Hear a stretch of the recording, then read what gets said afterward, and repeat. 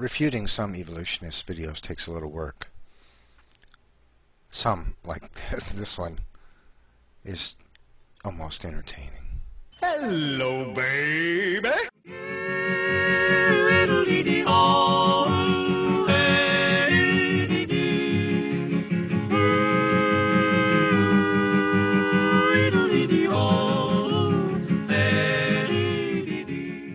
Well, hello, Sugar Britches.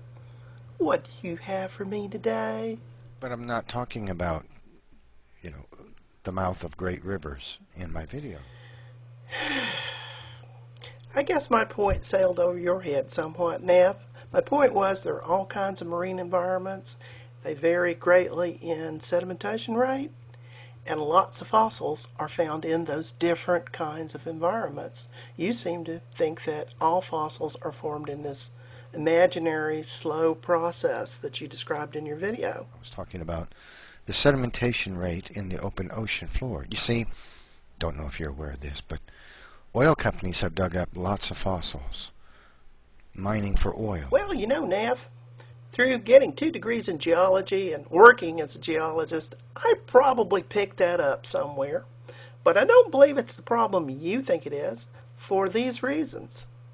Your purloined animation about fossilization on the ocean floor shows the carcass of a vertebrate settling to the bottom and then gradually decaying over time.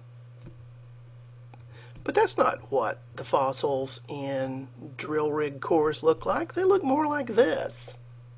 Now, if you see any fish fossils here, this is a limestone largely made up of the fragments of invertebrate calcareous shells. No soft parts preserved, just bits and pieces of different kinds of organisms like corals, bryozoans, some crinoids, and a few bits of brachiopod. Admittedly, calcium is a good thing in the diets of many organisms, but it's not like there's anything down there on the bottom of the sea devouring those fragments. Those fossils could not have been formed by the slow sedimentation rate of the open oceans. They had been buried by catastrophic sedimentary material being laid down. Oh, bullshit, Neff. You don't think it's more likely that the same processes we see operating today didn't operate on these little critters? They died, the soft parts either rotted away or were scavenged, and their little shells got washed around in the surf till they got all crushed up, and they became part of the sediment. In other words, limestone, Neff. If they lay there for great vast amounts of time, then the scavengers would scatter their bones, and their bones would become saturated with water and brittle and fall apart, and microorganisms would eat them up, and worms would eat the bone. Well, congratulations, Sparky, on having just enough discernment to notice that the kind of vertebrate fossils that you're describing couldn't have formed in the environments you've described, and that there must be other kinds of environments that would form such fossils. Yes, there are worms that eat bones in the open ocean. Well, thank you, Jacques Cousteau. Man, a geologist, a marine biologist. Is there no end to your knowledge? NephilimFree, Renaissance man. You seem to be wholly unaware of the fact that for decades and decades and decades and decades, evolutionists have been claiming that it takes many thousands, if not millions of years for fossils to form.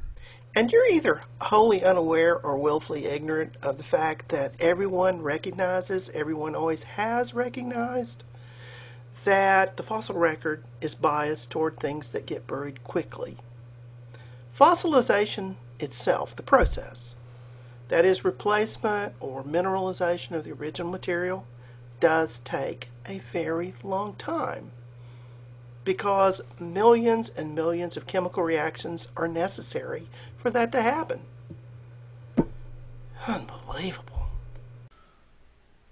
Okay. So what else are you confused about, Sugar Britches?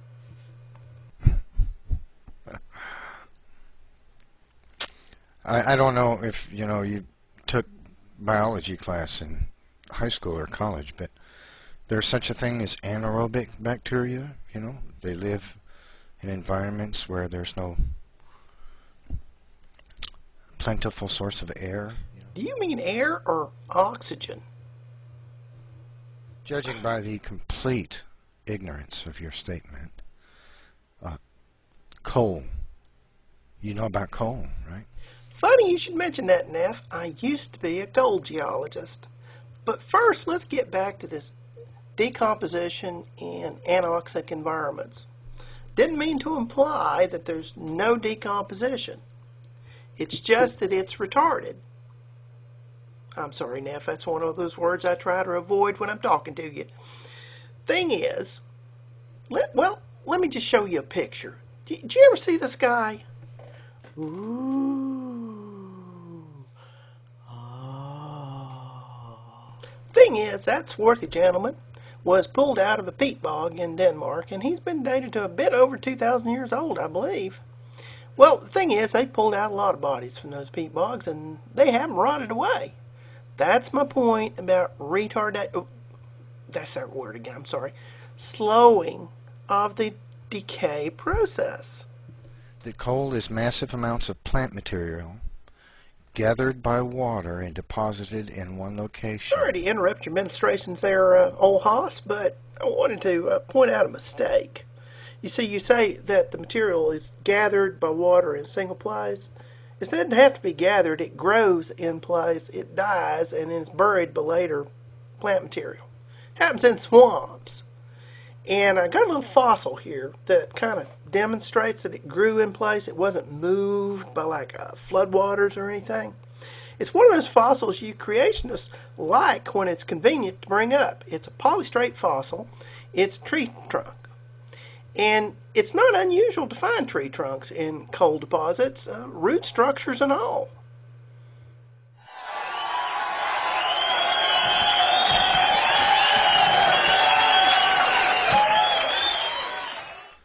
And then acted upon by anaerobic bacteria. I'm all ears, sweetie, but I gotta interrupt you one more time. See, the thing is, plant material could lay there in an anaerobic environment and be acted on by bacteria till the cows come home, and it would never turn into coal. That's not the important factor here. You need like three things, really. Well, four things if you count the amount of carbon. You got to have a big concentration of carbon. That's obvious. But the second thing you need is pressure. The pressure comes from the weight of overlying plant material that settles on top and in intervening sediment layers that form from time to time. Second thing you need is heat. As things get buried deeper and deeper in the earth, they get warmer. So it's kind of like a pressure cooker, you might say. The third thing you need is time. Alright, sweetie, I gotta go, but I do want to make one final point. As you imagine that all coal, presumably, was formed in one gigantic catastrophic event, well, if that were true, then coal would be one great big old layer. But anybody who's like actually looked at the rocks, you don't have to be a geologist like I used to be, just look at the rocks. Coal's not one great giant layer, it's a bunch of skinny little layers in different parts of the rock record. And you don't get that from one great big flood. Alright, hun, I gotta go. If you are confused by anything else, you give me a buzz. Alrighty. Okay.